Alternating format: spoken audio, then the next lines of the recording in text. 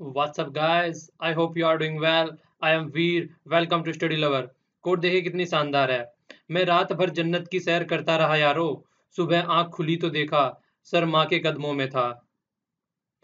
ये एक ऐसा रिलेशन है कि इसका कंपेयर आप वर्ल्ड के किसी भी रिलेशन से नहीं कर सकते हैं। 9 महीने पेट में रखती है और बाद के 9 महीने सीने से लगा कर रखती है। और अगर सेहत और काम के बारे में पूछा जाए तो ये कभी अपने बारे में सोचती ही नहीं है। हमेशा बस बच्चों के बारे में। जिस दिन हम लोगों की छुट्टी होती है उस दिन इनका काम और ज्यादा बढ़ जाता है। ऐसा होता है माँ का रिश्ता। तो कभी भी दुनिया में किसी को कुछ भी बोल लेना, पर यारो कभी माँ का दिल मत दुखाना। मैं यहाँ पे माँ की बात नहीं कर रहा हूँ ओनली, मतलब यहाँ पे पेरेंट्स की बात कर रहा हूँ एक तरीके से देखा जाए। तो हमेशा अपने पेरेंट्स का ख्याल रखिए यार, वो आप लोगों का इतना ख्याल रखते हैं, आपको इतने काबिल बनाते हैं। तो आपका हक बनता है कि आप कभी उनको उसी तरीके से ख्याल रखना चाहिए जिस तरीके से वो आपको पाल पोस कर एक काबिल इंसान बनाते हैं। ओके, तो आज 27 ऑफ अप्रैल है, देख लेते हैं। पहले हम एडिटोरियल डिस्कस करेंगे और उसके बाद में पीआई भी डिस्कस करेंगे। ओके, चलिए चलते हैं अब। ये वाला फर्स्ट आर्टिकल है केरला के डायरेक्टर जनरल ऑफ पुलिस, जिसको फिर से सुप्रीम कोर्ट ने उनकी पोजीशन पे बैठा दिया है। जो वहां की गवर्नमेंट है उसको साइड में रखते हुए। तो आर्टिकल अच्छा है काफी। प्रकाश सिंह केस क्या है उसको भी अच्छे से देखेंगे हम लोग। ये वाला आर्टिकल आईएमएफ की फोरकास्ट से है। आईएमएफ की एक रिपोर्ट आती है निकल के, अभी उसके बारे में हम लोग काफी कुछ जिक्र करेंगे यहाँ पे। रिपोर्ट का नाम है वर्ल्ड इकोनॉमिक आउटलुक, तो उसके बारे में जिक्र किया जाएगा। ये आईएमएफ की रिपोर्ट होती है। कई बार तो यही क्वेश्चन डायरेक्ट पूछ लिया जाता है कि ये रिपोर्ट किसके द्वारा दी जाती है, और खासकर यूपीएससी के आजकल ये फेवरेट क्वेश्चन बने हुए हैं। ठीक है, तो इसको ध्यान से देखेंगे। ये वाला आर्टिकल है रिलेशन से रिलेटेड। एक साइड में यूएसए, दूसरी साइड में इंडिया और तीसरी साइड में ईरान। तो ईरान और इंडिया के रिलेशन किस तरीके से यूएस के द्वारा इंपैक्ट किए जाते हैं, किस तरीके से उनको हैंडल करके चलना चाहिए, इसके बारे में जिक्र किया है काफी कुछ। तो काफी अच्छा आर्टिकल है, एक क्लियरिटी आएगी माइंड में। इस वाले आर्टिकल को अच्छे से डिस्कस करेंगे। ये साइड वाला आर्टिकल इंडियन इकोनॉमी से रिलेटेड है, किस तरीके से इंपैक्ट पड़ता है वर्ल्ड का स्टॉक एक्सचेंज वगैरह में, किस तरीके से जो मनी है वो ज्यादा आती है और किस तरीके से कम होती चली जाती है। तो काफी कुछ ये डिस्कस करेंगे, तो काफी क्लियरिटी आएगी इससे रिलेटेड माइंड में आप लोगों के। ये नेशनल बैकवर्ड कमीशन बनाने की जो बात चल रही है उसको इन्होंने दबा के क्रिटिसाइज किया है कि ये क्या बनाने जा रहे हैं। और मतलब काफी कुछ क्रिटिसिज्म किया है इन्होंने। देख लेते हैं आर्टिकल को अच्छे से देखेंगे। ये वाला आर्टिकल काफी अच्छा है, बच्चों से रिलेटेड आर्टिकल है। और जो आर्टिकल लिखा गया है वो कैलाश सत्यार्थी जी के द्वारा लिखा गया है, जिनको नोबेल प्राइज भी मिला था। तो उससे रिलेटेड आर्टिकल है। देखा गया कि बच्चों पे किस तरीके से अत्याचार होते हैं वर्ल्ड के अलग अलग पार्ट में, और किस तरीके से उसको हैंडल करके चलना चाहिए। तो इस वाले आर्टिकल को भी अच्छे से देखेंगे। ये नीचे वाला साइड वाला आर्टिकल लियोन मेसी से रिलेटेड है, जो कि फुटबॉल के प्लेयर हैं। तो ये वाला हमारे ज्यादा किसी काम का नहीं है। ये वाला आर्टिकल मैं आप लोगों को थोड़ा यहीं पे बता देता हूँ। देखिए, अब तक जो हाइट थी किसी भी चोटी की या किसी भी पर्वत श्रेणी की, वो किससे नापी जाती थी? वो नापी जाती थी सी के लेवल से। ठीक है ना, मीन सी लेवल से नापी जाती थी कि कितनी उसकी हाइट है। पर लेकिन अब ये बोल रहे हैं कि अब आज की डेट में इतने ज्यादा सैटेलाइट हो गए हैं, जीपीएस सिस्टम हो गए हैं, सबकी अलग अलग टेक्नोलॉजी आ रही है। तो जो अब हाइट नापी जाएगी वो ऊपर से नापी जाएगी। और इसी हाइट को नापने का आज की डेट में इंडिया ने उसके साथ में मिलके, नेपाल के साथ में मिलके हाइट को नापने का प्रोग्राम बनाया। अब ये हाइट नापने जा रहे हैं एवरेस्ट की। देखो, कुछ तो बोला गया है कि जो माउंट एवरेस्ट है उसकी जो हाइट है वो कई मीटर कम हो चुकी है, जो कि अर्थक्वेक आया था 2015 में नेपाल में। तो वो चीजें बोल रहे हैं, तो इस वजह से बोल रहे हैं कि फिर से इसकी हाइट नापी जाएगी। कितनी इसकी हाइट हो गई आज की डेट में, अब जो हाइट नापी जाएगी वो ऊपर से नापी जाएगी विद हेल्प ऑफ टेक्नोलॉजी और जीपीएस वगैरह सिस्टम से। ओके, तो ये इसी बस यही दो चार पॉइंट इसमें आर्टिकल में लिखे हुए हैं। आइए अब ये वाला आर्टिकल देख लेते हैं, काफी कुछ आज डिस्कस करने के लिए। इसके बाद में फिर पीआई भी देखेंगे हम। नोट्स मैंने बना दिए हैं इसके पर, लेकिन नोट्स बनाने में कुछ था नहीं इसका। मैं आप लोगों को पूरा एक जिस्ट बता देता हूँ। देखिए, केरला में क्या होता है, गवर्नमेंट चेंज हुई थी। ठीक है, जैसे ही केरला में गवर्नमेंट चेंज हुई तो उन्होंने क्या किया, यहाँ के डीजीपी को चेंज कर दिया। तो डीजीपी को जैसे ही चेंज कर दिया तो फिर क्या हुआ, उसके बारे में एक मतलब उसके बारे में केस जो सुप्रीम कोर्ट में पहुंचा, मतलब क्यों चेंज कर दिया, किस खुशी में चेंज कर दिया गया, ये पूछा गया। तो जो चेंज किया गया था उसके बाद में अब इसका सोल्यूशन निकल के आया। ये बोला गया कि जो इन्होंने चेंज किया है वो according to law and order नहीं है, वो बस इन्होंने अपने मजे मजे में चेंज कर दिया। क्योंकि देखिए, जो भी गवर्नमेंट आती है आज की डेट में, यहाँ पे कोई और गवर्नमेंट है, कल दूसरी गवर्नमेंट आएगी तो आती क्या कर देती है, वहां से सारे जितने भी ऑफिशियल होते हैं, चाहे वो सिविल ऑफिशियल्स हैं चाहे वो पुलिस ऑफिसर्स हैं, तो आके उनको चेंज कर देती है और अपने अकॉर्डिंग जो उनके फेवरेट है उनको लगा देती है। तो सबको आके रिसफल कर देती है जरा सी देर में। तो इसी तरीके से जो आए यहाँ पे इनके डीजीपी को चेंज कर दिया गया। और जो सुप्रीम कोर्ट के 2006 में जो डिसीजन आया था, उन्होंने बोला था, जो प्रकाश सिंह केस था, प्रकाश सिंह केस के बारे में अभी आगे बताऊंगा। प्रकाश सिंह केस था, उसमें बोला गया था कि मिनिमम जो टेन्योर होना चाहिए वो 2 साल का होना चाहिए एक जगह अगर किसी को पोस्ट कर दिया जाता है। तो देखिए, इनका अभी 2 साल का टेन्योर नहीं हुआ था, जो सेन कुमार जी हैं। तो 2 साल का अभी टेन्योर भी नहीं हुआ था, और कुछ ऐसे एविडेंस भी नहीं पाए गए हैं जब सुप्रीम कोर्ट ने इसको केस को देखा अच्छे से कि क्यों इनको हटा दिया गया है यहाँ से। तो उस पर भी इन्होंने जब चेक किया गया उन सारी चीजों को, ऐसा कुछ भी इनके खिलाफ नहीं पाया गया है कि इनको हटाना चाहिए था यहाँ से, पर फिर भी गवर्नमेंट ने क्या किया, इनको हटा दिया। और हवाला क्या दिया, एक तो ये बोला कि लॉ एंड ऑर्डर की सिचुएशन इनसे नहीं संभाली जा रही थी, ठीक है ना। दूसरा ये बोला कि एक दलित महिला की मौत हो गई थी जिस एरिया में ये वर्क कर रहे थे, फायर, मतलब एक तो पहले तो ये बोला इन्होंने, ये फायर वर्क की मतलब फायर वर्कर में आग लग गई थी वहां पे उस वाले एरिया में, तो कुछ ट्रेजेडी हो गई। एक दलित महिला का इन्होंने केस बताया, वो मर गई थी इनकी वजह से, बोला उनको भी। पर लेकिन जब बेंच ने देखा तो ऐसा कुछ भी नहीं पाया कि इनकी वजह से कुछ हुआ हो। इनके पास तो कुछ ओपिनियन थे और कुछ व्यूज थे, इसके अलावा ऐसा कुछ नहीं दिखा कि इन्होंने कुछ किया हो।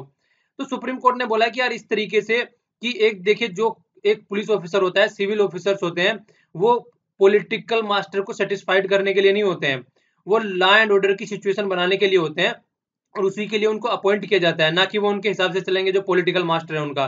तो ये प्रकाश सिंह केस की ही ये लाइन है ये भी, कि पुलिस को जो होता है वो आंसरेबल नहीं होते हैं उसको, जो पॉलिटिकल मास्टर है वो आंसरेबल किसको होते हैं, वो रूल ऑफ लॉ को आंसरेबल होते हैं, जो रूल बनाया गया है उसके हिसाब से वर्क करने को आंसरेबल होते हैं। पर लेकिन पॉलिटिकल मास्टर जो है वो उनको अपने हिसाब से चलाते हैं। तो सुप्रीम कोर्ट ने इसको बोला है कि ये ऐसा कुछ भी नहीं होना चाहिए।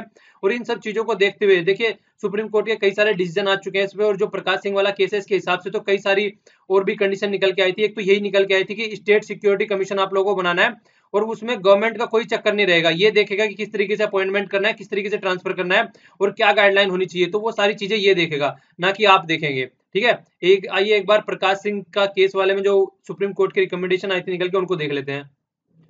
तो यहाँ पे देखिए टोटल 7 रिकमेंडेशन पे ये मतलब पूरा ये टिका हुआ था इनका। पहला तो यही बोला था कि देखिए, जो हमने अभी बोला है कि एक स्टेट सिक्योरिटी कमीशन को गठन करना है, यही डिसाइड करेगा किसको ट्रांसफर करना है, क्या किस तरीके से उनका वर्क इन्वॉल्वमेंट होना चाहिए। और डीजीपी के लिए फिक्स 2 ईयर का टेन्योर बोला था इन्होंने, और 2 ईयर की टर्म इन्होंने एसपी को बोली थी और एसएचओ को बोली थी, जो कि थाने में होता है, आप लोगों ने देखा होगा आसपास के थाने में। और सेपरेट बोला था, देखिए एक तो होता है इन्वेस्टिगेशन करने वाला और एक होता है लॉ एंड ऑर्डर बनाने वाला, दोनों फंक्शनों को सेपरेट करने के लिए बोला था, क्योंकि अगर दोनों मिल जाते हैं तो फिर घपला करने के चांसेस बहुत ज्यादा होते थे, क्योंकि जो आदमी पकड़ के लाता है फिर वही आदमी उसकी इन्वेस्टिगेशन कर रहा है। तो खासकर जो आदमी इसको मतलब ज्यादा चांसेस होते हैं कि इसको अलग तरीके से टैकल किया जाए। मतलब देखिए, अगर एक आदमी को मान लो दोनों अलग अलग है, एक तो पकड़ के लेके आया जो लॉ एंड ऑर्डर वाली कंडीशन बना के रखा है, और जो इन्वेस्टिगेशन कर रहा है, दोनों अलग अलग अलग हो जा रहे हैं, तो दोनों का अगर कोई मतलब नहीं रहता है तो केस में क्लियरिटी ज्यादा आएगी। पर लेकिन अगर एक ही है तो यहाँ कोई मिला जुला है, तो फिर जो इन्वेस्टिगेशन है उसमें भी सारी उसी तरीके से कंडीशन निकल के आएगी। तो दोनों को सेपरेट करना चाहिए। और एक बोर्ड बनाने की बात करी थी इन्होंने, पुलिस एस्टेब्लिशमेंट बोर्ड, जो कि प्रॉपर तरीके में देखेगा किस तरीके से इनका इन्वॉल्वमेंट होना चाहिए। और पुलिस कंप्लेन अथॉरिटी भी इन्होंने बनाई थी स्टेट एंड डिस्ट्रिक्ट लेवल पे। तो मतलब ये सारी चीजें इन्होंने बोली थी, national security commission at the central level. तो इस तरीके की जो रिकमेंडेशन दी थी, पूरा पुलिस में रिफॉर्म करने के लिए बोला था, क्योंकि हमारे यहाँ पे जो पुलिसिंग आज की डेट में वर्क कर रही है वो कॉलोनियल पैटर्न पे वर्क कर रही है, जो उस टाइम पे हुआ करता था। आज की डेट में जबकि सोसाइटी चेंज हो चुकी है, तो उनके लिए उनकी सेंसिटिविटी भी चेंज होनी चाहिए। आज की डेट में ऐसे ऐसे क्राइम हो रहे हैं जिसमें पुलिस के हाथ ही नहीं लगता है कुछ, जैसे कि आप लोग ले लीजिए साइबर क्राइम हो गया, पुलिस यहाँ पे जो नॉर्मल सी बंदूक होती है उनको उनके हाथ में दे दिया जाता है, ना कोई टेक्निकल नॉलेज है प्रॉपर वे में, और किसी भी तरीके से उनको एक इस तरीके से टैकल नहीं किया जाता है जिस तरीके से आज की डेट में थ्रेट आ रही है सोसाइटी में। तो ये सारी चीजें बोली जा रही हैं कि आज की डेट में देखिए, हम बात कर रहे हैं स्मार्ट सिटी की, तो स्मार्ट सिटी के साथ में स्मार्ट पुलिसिंग भी होना चाहिए, तो ये भी कॉन्सेप्ट साथ में डालना चाहिए, क्योंकि देखिए law and order banana smart city में स्मार्ट पुलिस ही कर सकती है। ऐसा नहीं है कि स्मार्ट पुलिस और स्मार्ट शूटिंग कोई अलग अलग चीजें हैं, तो दोनों को एक साथ मिला के वर्क करना चाहिए। सारी कड़ी आपस में जुड़ी होती है। ये जो स्मार्ट सिटी और स्मार्ट पुलिस का कॉन्सेप्ट है यहाँ पे नहीं दे रखा है, एक्स्ट्रा बता रहा हूँ कि इस तरीके से चीजें चलेंगे तभी चीजों को टैकल किया जाएगा। तो ये भी आप अपने राइटिंग में लिख सकते हैं, इनको भी यूज कर सकते हैं। काफी पॉइंट है ऐसे जो अपने खुद से, ऐसा नहीं है कि जो आर्टिकल में यहाँ पे दे रखे हैं वही है, अलग से भी यूज कर सकते हैं। तो ये सारा एक तरीके से सेटबैक बोला है जो स्टेट मशीनरी है, और ये बोला है कि इस तरीके से इंडिपेंडेंट अथॉरिटी रहेगी तो प्रॉपर वे में चीजों को हैंडल कर पाएगी। ओके, तो ये कंप्लीट आर्टिकल था। देखिए यहाँ पे आईएमएफ के बारे में बोला गया। सबसे पहले आप लोगों को ये याद रखना है, जो आईएमएफ है ये रिपोर्ट कई बार पूछ ली जाती है, जो वर्ल्ड इकोनॉमिक आउटलुक है, जो वर्ल्ड की इकोनॉमी का एक आउटलुक तैयार किया जाता है वो आईएमएफ के द्वारा किया जाता है, ना कि किसी की जगह किसी का आ जाए यूएन या वर्ल्ड बैंक किसी और का नाम आ जाए। तो आप लोगों को आईएमएफ लिखना है यहाँ पे, ठीक है ना। तो अप्रैल अभी 2017 में इनकी रिपोर्ट निकल के आई है, तो उसमें कई सारी इन्होंने बातें बताई हैं, क्योंकि आउटलुक देते हैं ना इकोनॉमी का, तो इन्होंने आउटलुक दिया इकोनॉमी का, वर्ल्ड की इकोनॉमी का। तो ये देखिए यहाँ पे क्या बोल रहे हैं आज की डेट में, जिस तरीके से ये इन्होंने टैगलाइन भी लिखी थी कि देखिए जो outlook for the world economy है वो ग्रोथ पे है, पर लेकिन इसको देखना इतना भी सेलिब्रेट नहीं करना, अभी बहुत अर्ली टाइम है, क्योंकि अभी रिपोर्ट जस्ट निकल के आई है। और कई बार आईएमएफ ने ऐसा हुआ जो रिपोर्ट दी है उसने आगे चल के उसको चेंज भी कर दिया अकॉर्डिंग टू द सिचुएशन।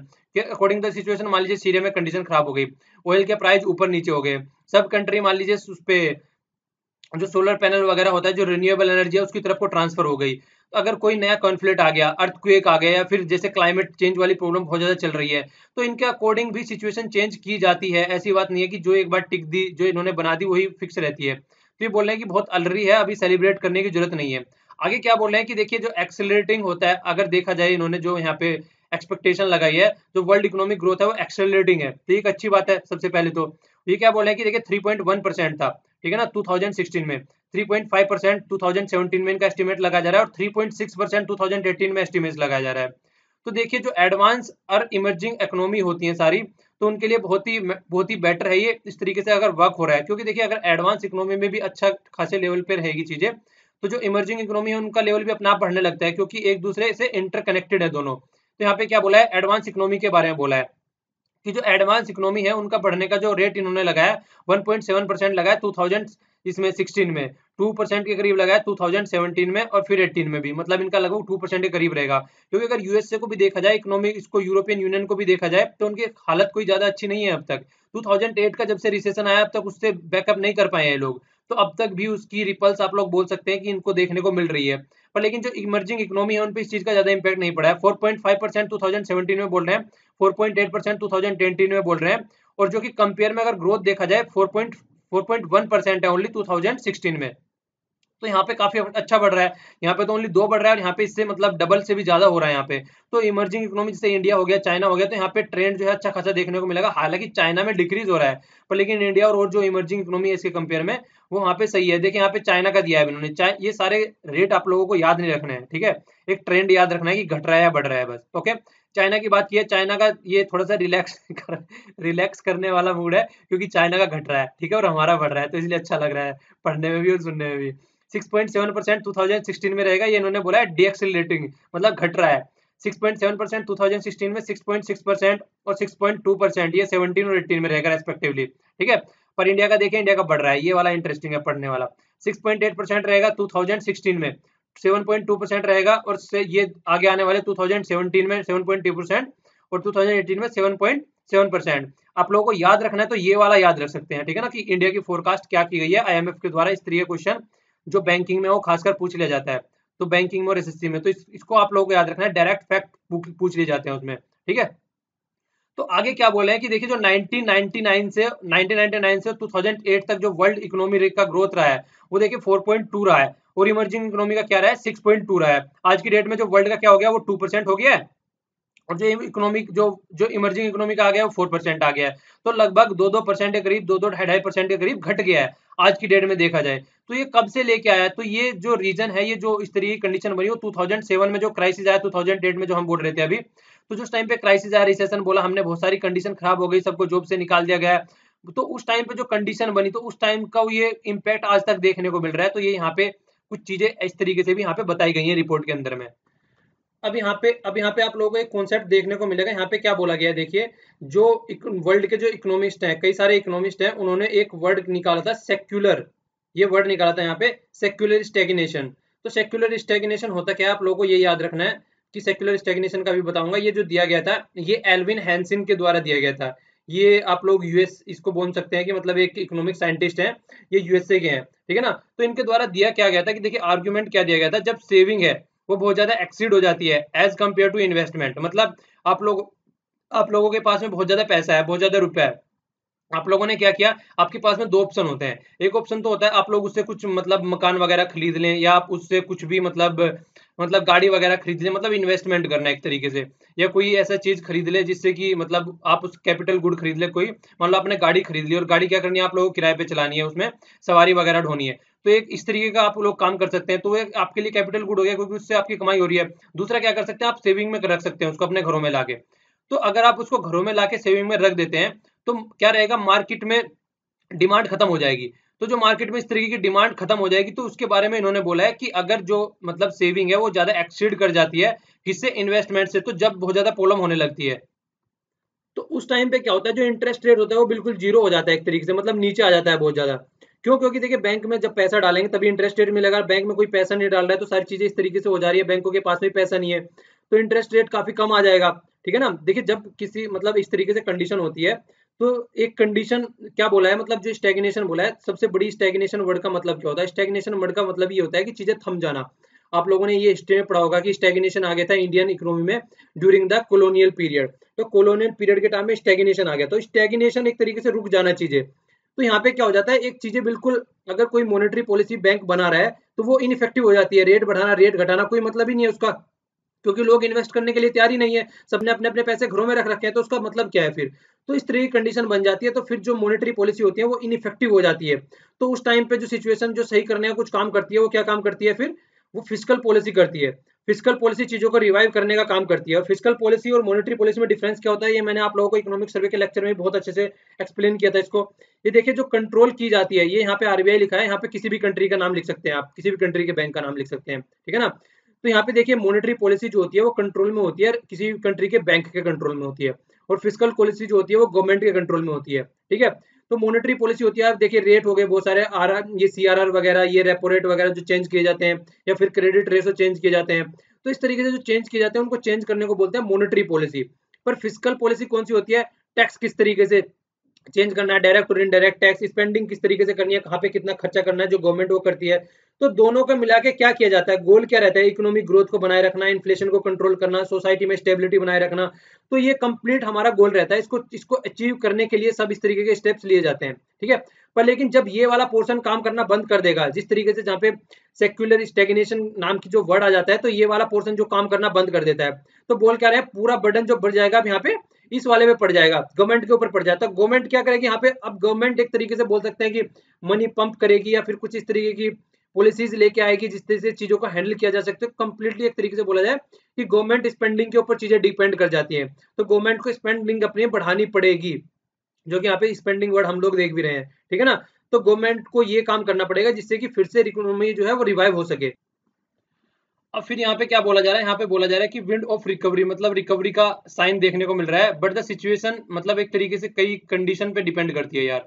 देखिए, एक तो सबसे पहले इन्फ्लेशन की बात होगी, तो इन्फ्लेशन आज की डेट में बढ़ रहा है। इन्फ्लेशन को नापने के मैंने आप लोगों को दो टूल बताए थे, एक तो बताया था डब्ल्यूपीआई, ठीक है ना, और एक बताया था सीपीआई। आप लोगों के लिए क्वेश्चन है, आप लोगों को ये बताना है कि डब्ल्यूपीआई और सीपीआई मतलब क्या क्या इनमें थोड़ा एक एक दो डिफरेंस बताना, और इनको नापने का टाइम पीरियड क्या होता है, इनको डेली नापा जाता है या फिर मंथली नापा जाता है या फिर वीकली नापा जाता है। तो आप लोगों को इसके बारे में क्वेश्चन देना है, आंसर देना है क्वेश्चन का, ठीक है। तो आईएमएफ ने देखिए इन्फ्लेशन जो एक्सपेक्ट करा यूएसए का जो बता रहे हैं, ये पूरे 1.3%, तो 2016 में था, और 2.7% एक्सपेक्ट किया जा रहा है 2017 में। और यूरोप में भी इन्फ्लेशन की बात कर रहे हैं 0.2% से 1.7% 2017 में, ठीक है। तो इस तरीके से बात कर रहे हैं, तो जो यहाँ पे ये बताया जा रहा है कि जो रिवाइवल हो रहा है इस तरीके से, इस रिवाइवल के होने से तो जो वर्ल्ड की इकोनॉमी है, वो जो सेक्युलर स्टेग्नेशन वर्ड अब तक यूज किया जा रहा है 2008 से, या जब से उसमें मतलब जिस इस तरीके की सिचुएशन बनती है, तो क्या ये हाइपोथेसिस डिसअप्रूव कर दी जा सकती है इसके द्वारा, मतलब ये पॉसिबल है कि चीजें यहाँ से निकल के बाहर आ सकती हैं। तो ये बोल रहे हैं कि ये बहुत अर्ली है कहना, अभी ऐसा नहीं है कि हम इसको अभी बोल सकते हैं, क्योंकि कई सारी चीजों के ऊपर चीजें डिपेंड करती है। अभी इसको बताना कि ऐसा कुछ हो सकता है, तो हम अभी इसको नहीं बता सकते हैं। अब थोड़ा सा इसके बारे में बता रहे हैं यूएस की इकोनॉमी का क्या इंपैक्ट पड़ता है। देखिए, आज अगर देखा जाए, तो अगर प्राइवेट इन्वेस्टमेंट को देखा जाए और पब्लिक इन्वेस्टमेंट को भी देखा जाए, एडवांस इकोनॉमी में ज्यादा इंक्रीज नहीं हो रहा है, मतलब जिस तरीके से पहले इन्वेस्ट किया करते थे उस तरीके का लेवल देखने को नहीं मिल रहा है, ठीक है ना। तो एक तो ये बात बोल रहे हैं, और दूसरा बात ये बोल रहे हैं, जैसे डोनाल्ड ट्रंप के इलेक्शन होके आए हैं, जब से डोनाल्ड ट्रंप के इलेक्शन होके आए हैं, तो जो स्टॉक एक्सचेंज मार्केट होती है उनमें काफी चीजें बढ़ गई हैं, ठीक है ना। तो उनमें काफी चीजें बढ़ गई हैं अगर देखा जाए, पर लेकिन और भी कई सारी चीजें होती हैं।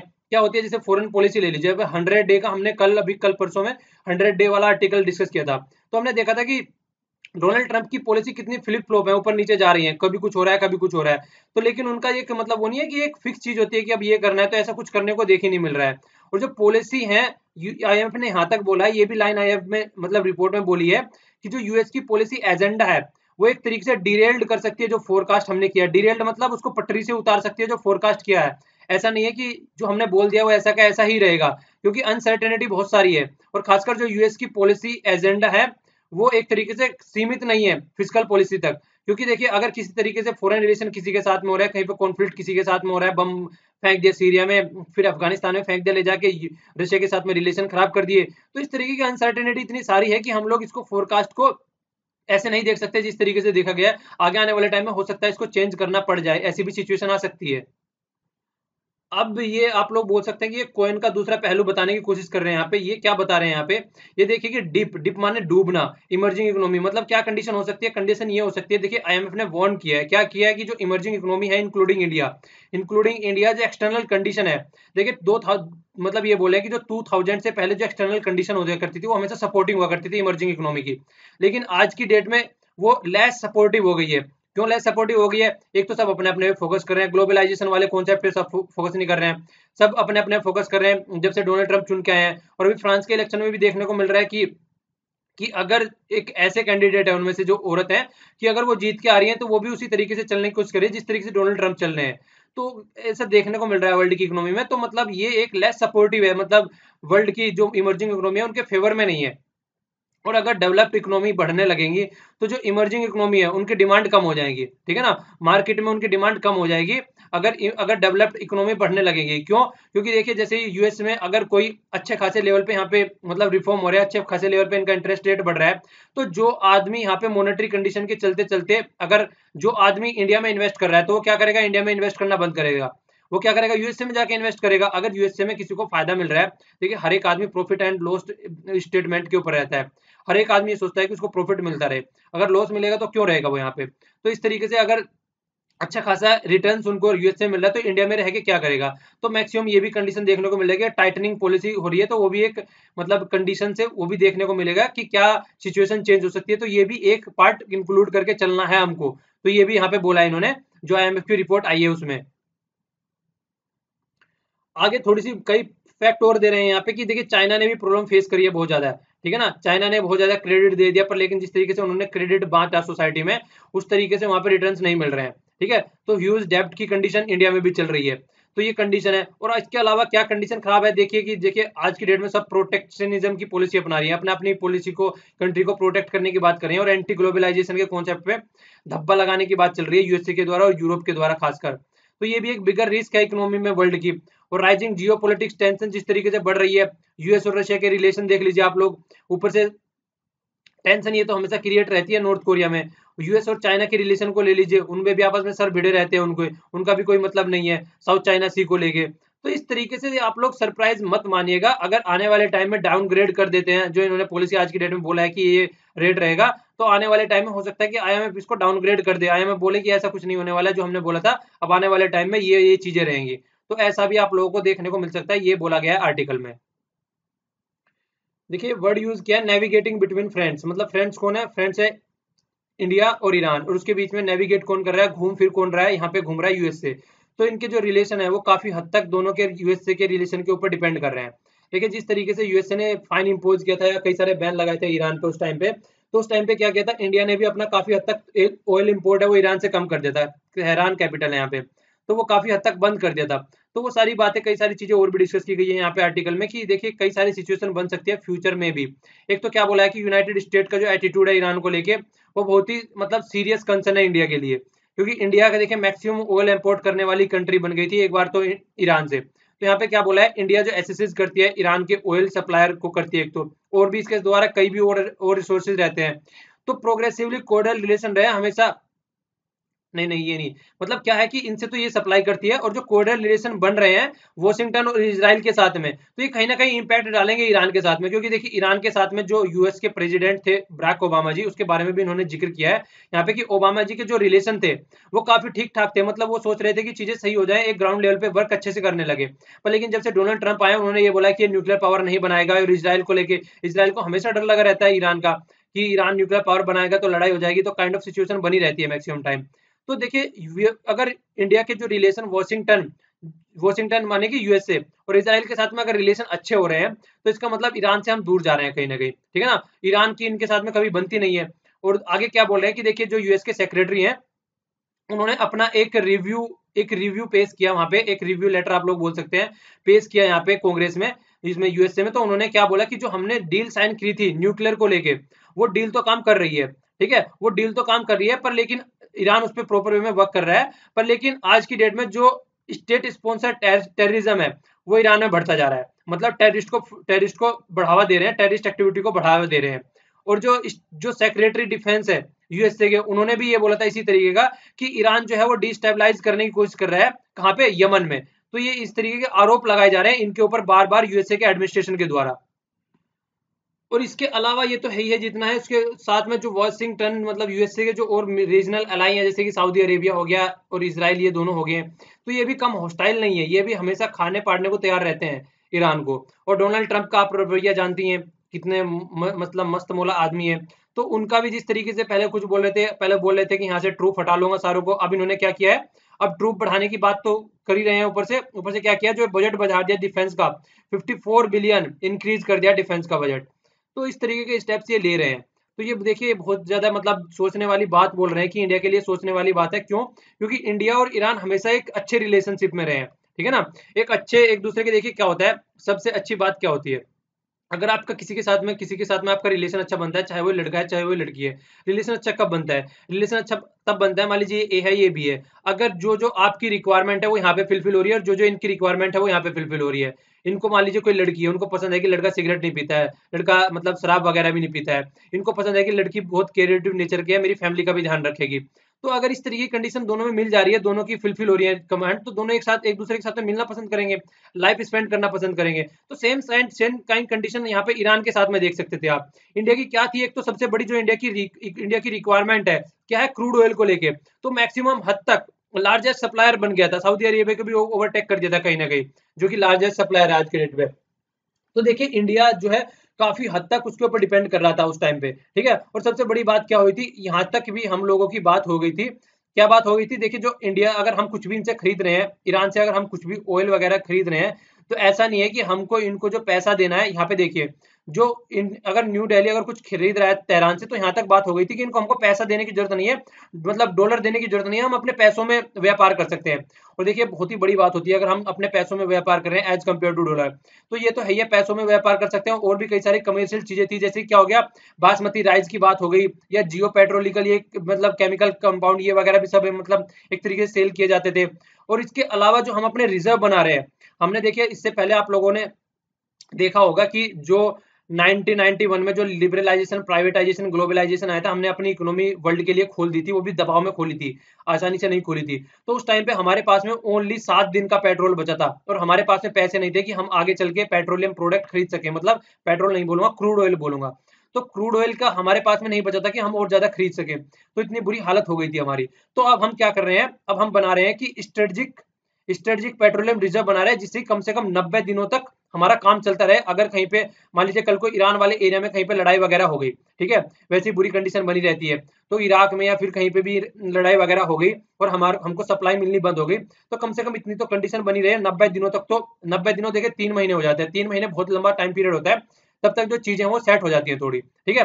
तो 90 दिनों तक एक वो लगा के चल रहे हैं, तो हम अपना ऑयल रिजर्व बना रहे हैं। आप लोगों के लिए यहाँ पे क्वेश्चन आ गया कि ऑयल रिजर्व ये हम लोग कहाँ कहाँ पे बना रहे हैं, और कुछ तो बना चुके हैं और कुछ यहाँ पे प्रोग्रेसिव में है, मतलब अभी चल रहे हैं। तो आप लोगों का क्वेश्चन है कि ये कहाँ कहाँ पे हम वर्क कर रहे हैं इनके ऊपर, ठीक है, उसका स्टेट का भी नाम लिखिएगा साथ में। आप लोगों को बता चुका हूँ पास्ट में, ऐसी क्वेश्चन नहीं पूछ रहा हूँ कि मैंने आपसे ऐसे पूछ रहे कि पहले बताया नहीं, तो बता चुका हूँ, इसलिए रिविजन हो जाएगा, ओके।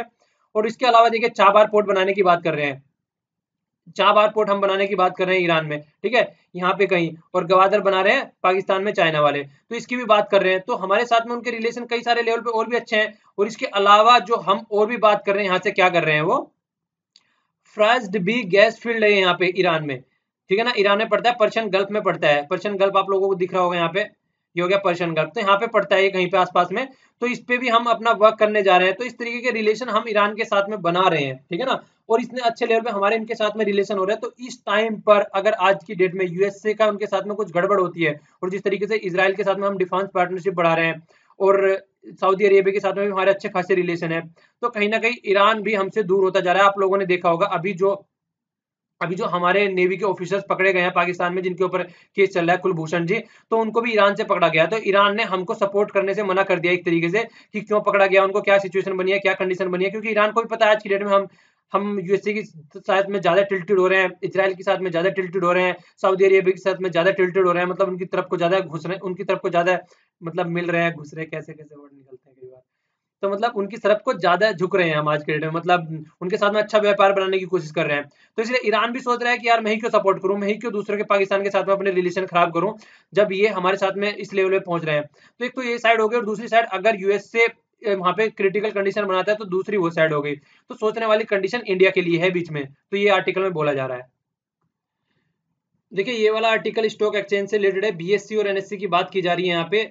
देखिए आप लोग अगर जानेंगे तो ये बीएससी जो है बॉम्बे, जो बॉम्बे स्टॉक एक्सचेंज है ये, तो ये एशिया का सबसे पुराना, एशिया का बोल रहा हूँ मैं, ठीक है ना, एशिया का सबसे पुराना स्टॉक एक्सचेंज है। एनएससी तो खैर न्यू है। तो देखिए ये काफी पुराना स्टॉक एक्सचेंज है, तो आप लोगों को दोनों के बारे में चेक करना है थोड़ा सा, और आप लोगों को बताना है कि दोनों कब कब स्टेब्लिश हुए थे। दोनों के जो हेडक्वार्टर है, चलिए वो भी लिख दीजिएगा कमेंट बॉक्स में, ठीक है ना, हेडक्वार्टर भी लिख दीजिए, और दोनों कब कब स्टेब्लिश हुए थे ये आप लोगों को कमेंट बॉक्स में आंसर देना है।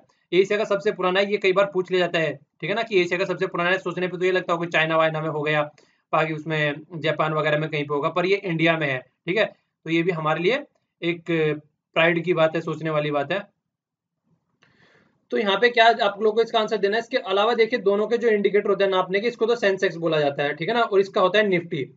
तो देखिए दोनों में बहुत ज्यादा बढ़ोतरी देखने को मिल रही है, इसमें 13% और इसमें 14%, ठीक है।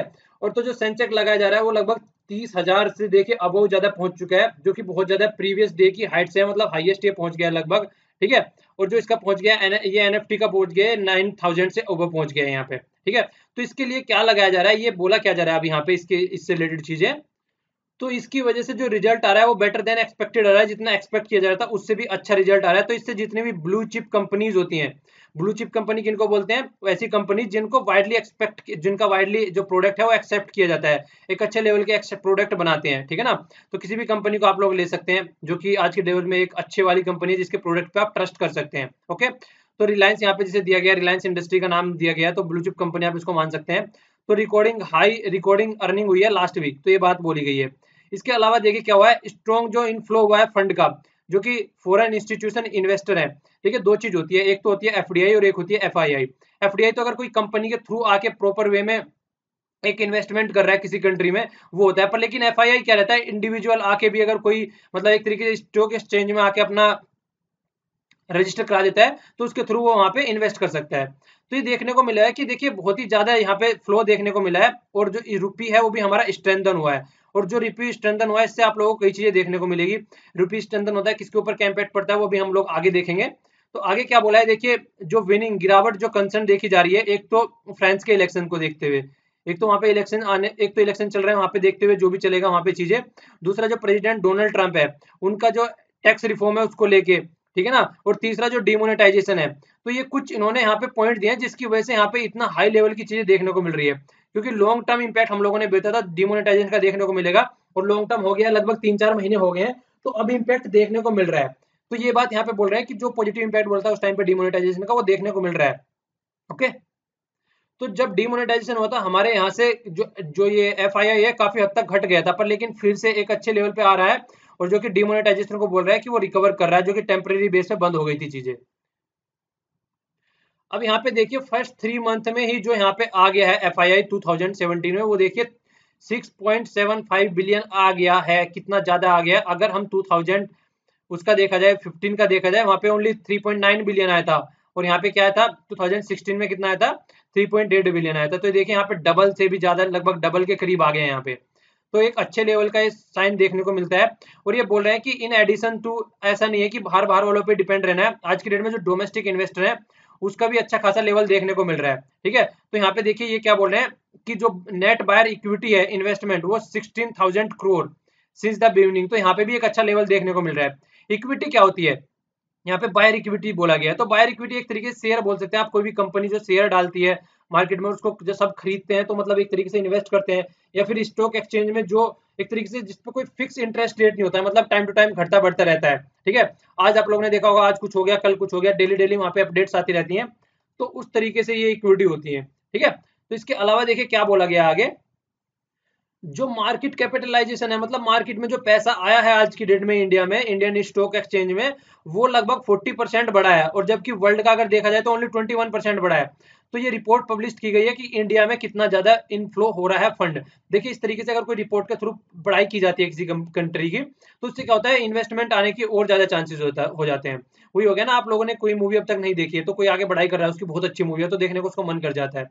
तो इसी तरीके से कोई बताएगा जाके कि यार इन्वेस्टमेंट वहां पे बहुत अच्छा मिल रहा है, रिटर्न अच्छा मिल रहा है, तो सब लोग वहां पे इन्वेस्ट करने दौड़ेंगे। तो ये क्या बोल रहे हैं, रिकवरी बोल रहे हैं, एक तो डिमोनेटाइजेशन से जो हम 2-3 बार डिस्कस कर चुके हैं, तो डिमोनेटाइजेशन से रिकवरी हो रही है, जो कि शॉक डिमोनेटाइजेशन का लगा था। इसके अलावा हम जीएसटी भी इंप्लीमेंट करने जा रहे हैं, तो एक और अच्छे लेवल का एनवायरमेंट मिलेगा आने वाले टाइम में, ठीक है। और एक आगे क्या बोल रहे हैं, absence the recovery in the capital expenditure of the Indian inch.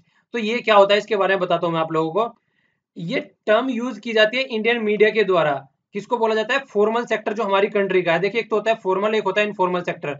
Formal sector में जो सारी चीजें प्रॉपर वे में होती है, पता होता है, मैंने आप लोगों को कई बार बताया। फॉर्मल सेक्टर में आप लोग किसी भी कंपनी का, मान लीजिए एसबीआई का ही नाम ले लीजिए, तो ये फॉर्मल सेक्टर की कंपनी होगी, एक सब कुछ प्रॉपर डिफाइन है यहाँ पे, कितनी सैलरी देनी है, कितनी अर्निंग होनी है, कितनी लोगों को छुट्टी मिलनी है। इनफॉर्मल सेक्टर जैसे कि रेडी वाले हो गए, इस तरीके से बंदे हो गए जिनका कुछ पता ही नहीं है आज क्या कर रहे हैं और कल क्या करेंगे। तो यहाँ पे जो इंडियन इंच जो बोला जाता है, आईएनसी, आप इंच नहीं आईएनसी बोल सकते हैं इसको, तो जो बोला जाता है ये किसको, फॉर्मल सेक्टर को बोला जाता है। तो ये क्या बोल रहे हैं कि जो कि रिकवरी, जो कैपिटल एक्सपेंडिचर की हम लोग नेट जो बात कर रहे थे, किस चीजों की, हमने एनपीए की बात करी है, तो उसके अलावा देखिए ये होप लगाई जा रही है कि हो सकता है आने वाले टाइम में रिटर्न मिल जाए, तो अर्निंग जो है बूस्ट होने की बात चल रही है। तो ये भी एक एक्सपेक्टेशन लगाई जा रही है, जिस तरीके से हमारे यहाँ पे रिफॉर्म किए जा रहे हैं।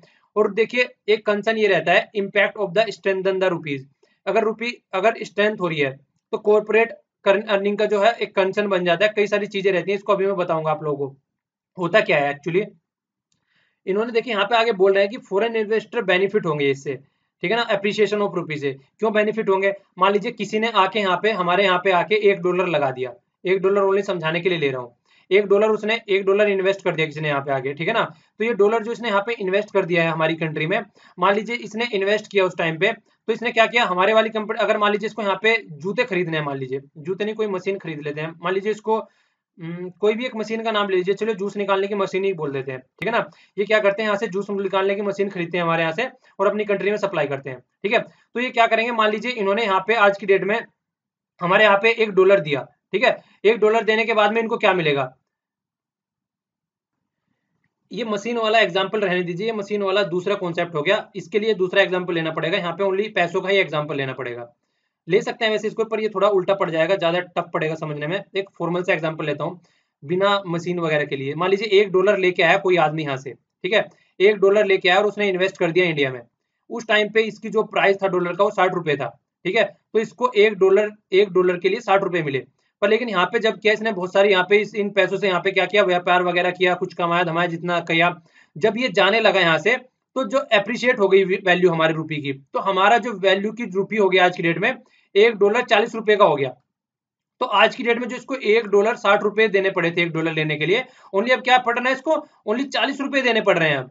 तो अब क्या करेगा, जितने भी पैसे होंगे जब ये कन्वर्ट करेगा इनको डॉलर में, तो इसको ज्यादा डॉलर मिलेंगे अब, ठीक है ना। अब यहाँ से ज्यादा डॉलर लेके जा सकता है एज कम्पेयर टू जो पहले 60 रुपए का था, क्योंकि पहले क्या करना पड़ता है, इसको 60 रुपए देता है $1 लेता, फिर 120 रुपए देता है $1 लेता। अब अगर ये यहाँ पे 120 रुपए दे रहा है, तो पहले अगर ये $2 लेके जाता, अब ये $3 लेके जाएगा यहाँ से, जब ये वापसी अपनी कंट्री में जाएगा। समझ में आ गया ना। फिर से एक बार सुन लीजिए इसको। अगर आदमी को जब यहाँ पे इन्वेस्ट किया, उस टाइम पे जो डॉलर की वैल्यू थी वो 60 रुपए थी, लेकिन अब जब यहाँ से पैसा लेके रिटर्न अपनी कंट्री में जा रहा है कमाई करके, जब डॉलर की वैल्यू 40 रुपए हो गई है, तो 40 रुपए अब डॉलर की वैल्यू हो गई है, तब यहाँ पे अगर $2 अगर यहाँ पे $2 लेके जाता तो 120 रुपए देने पड़ते, पर लेकिन अब 120 रुपए में यहाँ से $3 लेके अपनी कंट्री में जाएगा। तो इसलिए इसको क्या होगा, बहुत ज्यादा फायदा होगा। तो यहाँ पे यही बोला है कि जो जो इन्वेस्टर है, खासकर जो बाहर से इन्वेस्टमेंट करने आ रहे हैं हमारी कंट्री में, उनको फायदा होगा यहाँ पे, ठीक है ना। मशीन वाला थोड़ा उल्टा पड़ जाता है यहाँ पे, ओके। तो ये वाली चीजें हो गई देखने वाली यहाँ पे। तो इस तरीके से क्या बोल रहे हैं कि देखिए, अगर मतलब आगे क्या बोल रहे हैं यहाँ पे ये, तो फायदा किसको हुआ, फायदा फॉरेन वाले को हुआ, पर लेकिन इसका अपोजिट इंपैक्ट तो इंडिया में देखने को मिलेगा ना। जो 1% अप्रिसिएशन अगर रुपये में हो रहा है, तो 0.6% अर्निंग जो है रिड्यूस हो जा रही है निफ्टी की। क्यों, क्योंकि पैसा तो वो यहाँ पे निफ्टी में लगा रखा है ना, उन्होंने स्टॉक एक्सचेंज में लगा रखा है, तो पैसा तो यहाँ तक वापसी लेके जाएगा। तो अगर पैसा अप्रिशिएट हो रहा है, तो कहीं ना कहीं उसका नुकसान भी होता है, ठीक है। पर लेकिन जो फॉरेन इकोनॉमी है, उनको तो, जो फॉरेनर है उनको तो कॉन्फिडेंस बढ़ता है यहाँ पे कि उनको अच्छा खासा रिटर्न मिल रहा है। तो देखिए, कई तरीके के वो होती है, इसीलिए जो इकोनॉमी होती है वो बहुत ही ज्यादा क्रिटिकल वाली सिचुएशन होती है, चीजें समझने वाली होती है यहाँ पे, ठीक है। तो ये कॉन्सेप्ट समझ में आ गया होगा, समझ में नहीं आया होगा तो फिर से लिखिए कमेंट बॉक्स में, नेक्स्ट टाइम आएगा फिर से समझाऊंगा, जब तक समझ में नहीं आएगा तब तक समझाता रहूंगा, टेंशन मत लीजिए। चलिए आगे चलते हैं अब। यहाँ पे solution in the search of problem बोल रहे हैं। देखिए, हमने अभी नेशनल बैकवर्ड कमीशन बनाने की नई बात चल रही है, मैंने आप लोगों से पहले भी डिस्कस कर चुके हैं। देखिए है क्या, ये पुराने वाला जो हमारा एक्ट था, ठीक है, जो पार्लियामेंट के द्वारा बनाया गया था, ये 1993 वाला एक्ट था नेशनल बैकवर्ड कमीशन के द्वारा। तो मैं आपको मोटा मोटा पूरा बता देता हूँ चक्कर क्या है। चक्कर ये है कि जो पुराना ये था, इसके पास में ना तो कोई पावर थी, ठीक है, ना सोचने समझने की पावर थी, ना कोई सुनने की पावर थी, और ना ही जो अगर किसके पास में कोई कंप्लेन लेके जा रहा है तो उसको भी सुनने की पावर नहीं थी। पर लेकिन एससी जो कमीशन है उसके पास में पावर है। तो ये क्या बोल रहे हैं जो आर्टिकल लिखने वाले हैं कि इसको बिल्कुल उसकी तर्ज पे बना दिया जा रहा है, एससी एसटी कमीशन की तर्ज पे इसको पावर दी जा रही है, और 123 अमेंडमेंट करने जा रहे हैं। तो उसकी तर्ज पे जो पावर की जा रही है वो किस लिए बनाया गया था? वो एससी एसटी को बचाने के लिए बनाया गया था, ओबीसी से। और मतलब आप लोग बैकवर्ड क्लासेस से बोल सकते हैं, क्योंकि उस टाइम पे उनके साथ में बहुत सारे अत्याचार होते थे, तो इसलिए इसको बनाया गया था। लेकिन आज की डेट में अगर इसको फिर से उस तरीके की पावर दे दी जा रही है जिस तरीके से एससी एसटी को दे रखी है, तो हम क्या करने जा रहे हैं, आगे इन्होंने वर्ड भी लिखा है, वो हम क्या करने जा रहे हैं, मतलब डीलिंकिंग करने जा रहे हैं एक तो इस वाले आर्टिकल की, ठीक है ना। और दूसरा क्या बोला था इन्होंने, एक आर्टिकल में इन्होंने बोला है कि एक नई इस तरीके की हम मतलब एक नई अनटचेबल क्लास बनाने जा रहे हैं। तो ये वर्ड इन्होंने बोला था कि हम नई अनटचेबल क्लास बनाने जा रहे हैं, जो हमने एससी एसटी के लिए किया था, अब फिर से वो आप इनके लिए मांग रहे हैं वही चीजें। तो इसका तो कोई मतलब ही नहीं रह गया, तो फिर इसका मतलब एससी एसटी वालों में इनमें कोई डिफरेंस नहीं रह गया है, ठीक है ना। तो ये बातें बोले, तो इसमें इंसर्ट जो किया जाएगा वो आर्टिकल इंसर्ट किया जाएगा इसमें 338 भी, ठीक है ना। तो 338 भी आर्टिकल इसमें इंसर्ट किया जाएगा, जो कि आइडेंटिकल होगा, जो कि 338 और 338 के रेस्पेक्टिवली, जो कि एससी एसटी से रिलेटेड है, ठीक है। तो ये जो अमेंडमेंट किया जा रहा है, जो चेंज लाए जा रहे हैं आर्टिकलों में ये इस तरीके से, तो ये इन्होंने आगे यही बोला है कि एक तरीके से डिस्क्रिमिनेशन का जो वायलेंस वाली कंडीशन यहाँ पे थी एससी एसटी वाले में, अब वो बीसी वाले में भी हो जाएगी, बैकवर्ड कमीशन वाले में भी हो जाएगी। तो ये क्या बोल रहे हैं, ये इलॉजिकल है एक तरीके से देखा जाए। जिस तरीके से हिस्टोरिकल जो चीज थी वो ये थी कि किसी भी तरीके से एससी एसटी पर अत्याचार ना उनको रोका जाए, पर लेकिन ये फिर से उनको उनके इक्वलेंट ला के रख दे रहे हैं, फिर से वही बात स्टार्ट हो जाएगी जो पहले चल रही थी। तो ये बात यहाँ पे ये बोल रहे हैं इनसे रिलेटेड, ओके। और डीलिंकिंग देखिए, डीलिंकिंग बोल रहे हैं आर्टिकल 340 को डीलिंकिंग किस लिए बोल रहे हैं, देखिए 340 में जो डील की जाती है वो क्या लिखा जाए यहाँ पे, सोशली और एजुकेशनली बैकवर्ड क्लासेस लिखा गया है यहाँ पे, सोशली और एजुकेशनली बैकवर्ड क्लासेस लिखा गया है। और इनसे रिलेटेड अगर कोई भी प्रॉब्लम आती है तो रिकमेंडेशन दी गई है कि इनकी डिफिकल्टीज को दूर किया जाए। पर लेकिन जो आर्टिकल 123 है वो नॉर्मली जो है एक तरीके से वो मतलब जो अमेंडमेंट 123 आर्टिकल नहीं, अमेंडमेंट 123 है, ये क्या है, आर्टिकल 134 के हिसाब से अगर देखा जाए तो प्रोविजन रिलेटेड टू इसके हैं एससी एसटी के। पर लेकिन अगर इनको भी ग्रीवेंस सुनने की आप लोग पावर दे रहे हैं इस तरीके से जो कमीशन बनाया जा रहा है ये, तो जो देखिए आज की डेट में पहले 2 कमीशन अपॉइंट किए जा सके, आप लोग इनको याद रख सकते हैं इससे रिलेटेड। एक तो काका कालेलकर कमीशन है, ठीक है ना, और एक मंडल कमीशन है जिसके द्वारा ओबीसी को ये बैकवर्ड कमीशन का दर्जा दिया गया था, ठीक है ना। तो ये बात बोल रहे हैं यहाँ पे कि अगर इसको भी पावर दे दी जा रही है हियरिंग की, तो फिर वही बात हो जाएगी ना जो एससी एसटी वाले को दे रखी थी। तो कंपेयर कर रहे हैं कि इनको इतनी पावर मत दीजिए, वरना दोनों में कोई डिफरेंस नहीं रह जाएगा, एससी एसटी कमीशन बनाने का कोई डिफरेंस नहीं रह जाएगा। ये कंप्लीट आर्टिकल में ये बोला गया है। तो 2-3 याद रख सकते हैं, मंडल कमीशन, और ये इस वाले कमीशन की भी रख सकते हैं। 123 अमेंडमेंट है ये, आर्टिकल 340, ठीक है ना। तो ये 2-3 चीजें आप लोग यहाँ पे याद रख सकते हैं, ओके। आइए अब आगे चलते हैं। तो यहाँ पे वही सारी बातें बोली जो मैंने आप लोगों को अभी बताई है कि अनटचेबल वाली बात, कि अगर इसके तहत इनको भी ये सोशली बैकवर्ड जो सोशली और बैकवर्ड एजुकेशनली बैकवर्ड की बात चल रही है, अगर इनको भी वो पावर दे दी जा रही है जो कि एससी एसटी वाले कमीशन को थी, तो फिर जिस तरीके जिसके लिए बनाई गई थी वही सारी बातें जो मैंने पीछे एक्सप्लेन कर चुका हूँ।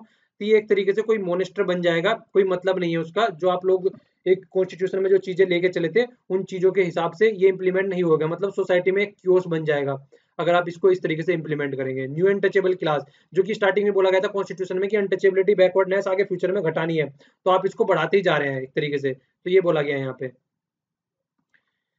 ये कैलाश सत्यार्थी जी के द्वारा आर्टिकल लिखा गया है। पहले तो आप लोगों को ये बताना है कि इनको नोबेल प्राइज कब मिला था और किसके साथ में मिला था, ठीक है ना, और किस में मिला था ये तो पता ही होगा। खैर चलिए ये भी लिख दीजिएगा किस फील्ड में मिला था। आधो तो ये सोच रहे होंगे कि पता नहीं कौन से फील्ड में होगा, जिनको पता है उनके लिए अच्छी बात है, जिनको नहीं पता है उनको पता लग जाएगा, सर्च कीजिएगा, वरना सेकंड वीडियो जब लेके आऊंगा उसमें तो आंसर दे दूंगा मैंने सबका, ठीक है ना। तो ये देखिए क्या बोल रहे हैं कि नेवर, जो कि बच्चे हैं वो कभी भी रेस्पॉन्सिबल नहीं होते हैं वार के और कॉन्फ्लिक्ट के, लेकिन सबसे ज्यादा इफेक्ट वही होते हैं। सीरिया की बात कर रहे हैं अभी, सीरिया में जो बम ब्लास्ट हुए हैं 68 चिल्ड्रन मारे गए हैं, ठीक है। और देखिए कहीं भी सीरिया के अलावा कहीं भी देख लीजिए कि रेस्पॉन्सिबल जो है वो सबसे ज्यादा जो प्रॉब्लम होती है वो बच्चों को होती है, ठीक है ना। और जबकि ये कभी भी उससे रिलेटेड नहीं रहते हैं। आगे क्या बोल रहे हैं कि 17,000 लगभग चिल्ड्रन मारे जा चुके हैं सिविल वार में 5 ईयर में, ठीक है। नाइजीरिया में बोला इन्होंने 200 गर्ल वहां पे पकड़ी गई जो वहां पे किडनैपर के द्वारा, और क्या किया गया उनको सेक्स स्लेव बनाया गया जो स्कूल की बच्चे थी। तो देख कितनी बुरी कंडीशन है। पाकिस्तान में बोल रहे हैं पाकिस्तान में लगभग 100 चिल्ड्रन मारे गए थे जब वहां पे अटैक हुआ था, ठीक है। तो इस तरीके से जो बच्चों को सेव करने की जरूरत है, एक मतलब एक ये बच्चों को इस तरीके के बच्चे जो होते हैं उनको बोला जाता है कि फ्यूचर के बिल्डर है किसी भी सोसाइटी के, नेशन के। तो उनको अपॉर्चुनिटी दो, उनकी पावर उनको एनहेंस करने की खुद की, तो उनको एक अच्छी अपॉर्चुनिटी प्रोवाइड कराओ जिससे कि वो एक मतलब एक अच्छी सोसाइटी बना सके। तो एक ये बात बोले। दूसरी क्या बहुत बोल रहे हैं, देखिए जो चिल्ड्रन है वो कॉन्स्टिट्यूट करते हैं वर्ल्ड की थर्ड पॉपुलेशन, मतलब 1/3 चिल्ड्रन है। पर लेकिन 50% अगर रिफ्यूजी देखा जाए वर्ल्ड में तो 50% रिफ्यूजी है। अगर सीरिया और अफगानिस्तान की केस ले लीजिए तो 50% चिल्ड्रन जो है वो कैजुअलिटी में रहते हैं वहां पे, और बहुत ही ज्यादा रिफ्यूजी है वो वहां पे। ठीक है, इसके बारे में बोला गया। तो देखिए एक सबको एक बहुत ही बुरी कंडीशन हो चुकी है, मिलके साथ में मिलके काम करना पड़ेगा। एक कलेक्टिव अप्रोच लानी पड़ेगी। और मोस्ट वनरेबल सेक्शन जिनको बना दिया गया आज की डेट में, चिल्ड्रन चिल्ड्रन मतलब चिल्ड्रन को बम वगैरह फेंके जाते हैं, बुलेट वगैरह जहाँ पे भी होती है, केमिकल जो अटैक हुए तो बहुत सारे मिलियंस ऑफ चिल्ड्रन वहां पे मारे जाते हैं। तो जो यूएन सिक्योरिटी काउंसिल है उसको भी बोला है कि आप भी कुछ स्टेप्स लीजिए, और जो बच्चों को कहीं से कहीं सेव करने के बारे में कुछ तो सोचिए, आप लोग भी स्टेप्स नहीं ले रहे हैं। तो यहाँ पे ये बात बोली गई है। पीआईबी की न्यूज़ है, थोड़ा जल्दी जल्दी देख लेते हैं। देखिए प्रगति की बात की गई है यहाँ पे, ठीक है ना। तो इसके क्या बोला गया कि proactive governance and timely implementation. तो इसमें क्या बोला गया, पहले तो रेलवे के बारे में इन्होंने रिव्यू किया है। मतलब रेलवे में देखिए खाना अच्छा नहीं मिलता है, टाइम से चीजें नहीं होती हैं, फिर कोई पैसे ले लेते हैं तो उनको रिटर्न लेट में करते हैं, तो उनको फटकार लगाई है। फिर रोडवेज से रिलेटेड जो प्रोजेक्ट वगैरह है उनको देखा गया, उनको रिव्यू किया गया, उनसे रिलेटेड फटकार लगाई है। इंद्रधनुष प्रोग्राम जो चला रखा है इम्यूनाइजेशन के लिए, यहाँ पे आप लोगों को बताना है कि कितनी इसमें टोटल मतलब कितने रोगों के लिए इम्यूनाइजेशन की प्रोग्राम दवाई दी जाती है इंद्रधनुष में। आप लोगों को याद हो जाएगा। और देख बैंकिंग में भी इसी तरीके का प्रोग्राम है, उसका भी नाम लिखेगा नीचे कमेंट बॉक्स में। इंद्रधनुष से उसके आगे पीछे कुछ वर्ड लगा होगा, या फिर इसके आगे मिशन लगा हुआ है तो वहां पे कुछ और होगा, चेक कीजिएगा इसको, ठीक है ना। आगे क्या बोल रहे हैं, स्वच्छता एक्शन जो प्लान है उसको भी रिव्यू किया है, और अमृत मिशन की भी बात कर रहे हैं। अमृत मिशन क्या होता है इसके बारे में आप लोग देख लीजिए एक बार। देखिए इसको बोलते हैं Atal mission for rejuvenation and the urban transport transformation, ठीक है ना। तो ये अर्बन मिशन आ गया एक तरीके से। इसमें क्या क्या कंपोनेंट होते हैं, वाटर सप्लाई हो गया, या फिर ये सारे अर्बन कंपोनेंट ग्रीन बना के रखना। तो ये टोटल 6 कंपोनेंट यहाँ पे दिखाए गए हैं। चला कब से है ये, 14 से और 19 तक चला है ये। इसमें क्या बोला गया कि 1/2 प्रोजेक्ट जो कॉस्ट है, ठीक है ना, वो पॉपुलेशन जो 10 लाख से जो 10 लाख से कम है तो वहां पे दी जाएगी। ठीक है, 1/3 जो है वो 10 लाख से कम, 10 लाख से कम है, मतलब 10 लाख से ज्यादा है वहां पे दी जाएगी, 10 लाख से कम है वहां पे दी जाएगी। तो दोनों में इस तरीके से कॉन्सिक्वेंस रखना है आप लोगों को याद, ठीक है। तो मिशन के बेस पे इसको इंप्लीमेंट किया जा रहा है स्टेट में और जो अर्बन लोकल बॉडीज है उनके थ्रू। ओके। और यहाँ पे देखिए जो बनाया गया था, आप लोगों को इसी कमेटी का नाम याद रखना है, ठीक है ना। मधुसूदन कमेटी का आप लोगों को नाम याद रखना है, मधुसूदन प्रसाद, जिसके जिसके सजेशन पे ये सारी चीजें इंप्लीमेंट करने की बात चल रही है। और ये अमृत मिशन निकल के आया था, कमेटी इससे कनेक्टेड है, इसको आप लोगों को याद रखना है। तो ये एक तरीके से एम्यूनिटीज प्रोवाइड करानी है, ये सारी जो हम लोगों ने अभी यहाँ पे देखा है।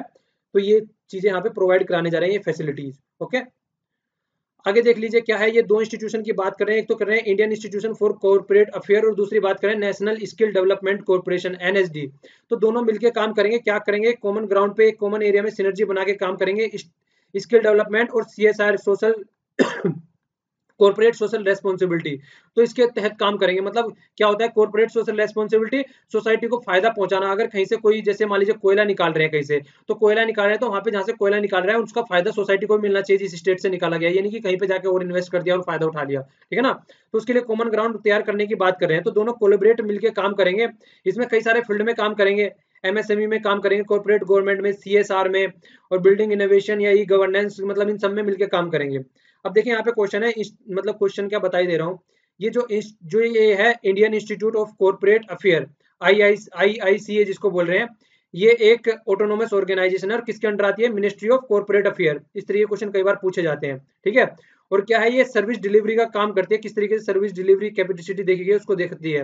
दूसरा नेशनल स्किल डेवलपमेंट जो एनएसडी है इसको बोला गया है, ये किसके अंदर आता है, ये आता है मिनिस्ट्री ऑफ स्किल डेवलपमेंट। इसको तो नाम से पहचाना जा सकता है। एम क्या है, वो स्किल बढ़ाने के लिए हो गया, और क्या होगा इसका। यहाँ पे 2 पॉइंट की फॉर्म में ये 2-3 पॉइंट है। यहाँ पे देखिए जो राजीव राय भटनागर, इनको अपॉइंट किया है DG director general of CRPF. जैसे कि आप लोगों को पता है कि हमारे लगभग 25-27 जो जवान है वो शहीद हो गए थे अभी सीआरपीएफ के, जो कि माओइस्ट के अटैक के द्वारा। तो अब ये अब तक ये पद खाली पड़ा था, अब इनको नियुक्त किया गया, तो हो सकता है कि आने वाले टाइम में चीजें सेटल डाउन की जा सके। और देखिए मैंने कल बताया था अभी जो एग्रीकल्चर पे इनकम टैक्स लगाने जा रहे हैं, तो फाइनेंस मिनिस्टर ने यहाँ पे क्लेरिफिकेशन दिया है कि उन्होंने क्या बोला कि मैंने नीति आयोग की रिपोर्ट पढ़ी, तो मुझे दिखा कि income tax on the agriculture. तो पढ़ते ही मैंने क्या बोला, सबसे पहली तो बात उन्होंने ये बोला कि एग्रीकल्चर पे हम इनकम टैक्स लगा ही नहीं सकते कभी भी। क्यों? क्योंकि एग्रीकल्चर जो सब्जेक्ट है वो स्टेट का सब्जेक्ट है, वो हमारे अंडर में आता ही नहीं है, ठीक है। और इस हमारे कॉन्स्टिट्यूशन के हिसाब से भी अगर देखा जाए तो एग्रीकल्चर पे कभी भी मतलब जुडिक्शन नहीं है कि कभी भी इस पे एक तरीके से इनकम टैक्स इम्पोज किया जाए, ठीक है। तो ये आप लोगों को याद रखना है, थोड़ा सा एक क्लियरिफिकेशन हो गया। अब यहाँ पे क्या बोला है, स्वच्छता पखवाड़े की बात कर रहे हैं, तो ये आप लोगों को याद रखना है, स्वच्छता पखवाड़ा किससे कनेक्टेड है। ये स्वच्छ एरिया बनाने की बात चल रही है मिनिस्ट्री ऑफ टूरिज्म के अंडर। तो ये थोड़ी सी मतलब पॉइंट वाली इंफॉर्मेशन है, तो आप लोग इसका याद रखिएगा। तो सेकंड वीडियो लेके आऊंगा, उसमें बाकी की चीजें हम लोग देखेंगे, इसके आंसर वगैरह और जो भी हो सब कुछ होगा वहां पे अवेलेबल होगा आप लोगों को। तो सुनने के लिए धन्यवाद, thanks a lot for listening. और देखिए हेल्प, एक दूसरे की हेल्प कीजिए, जितना शेयर कर सकते हैं शेयर कीजिए, ठीक है। तो thanks a lot for listening, जय हिंद।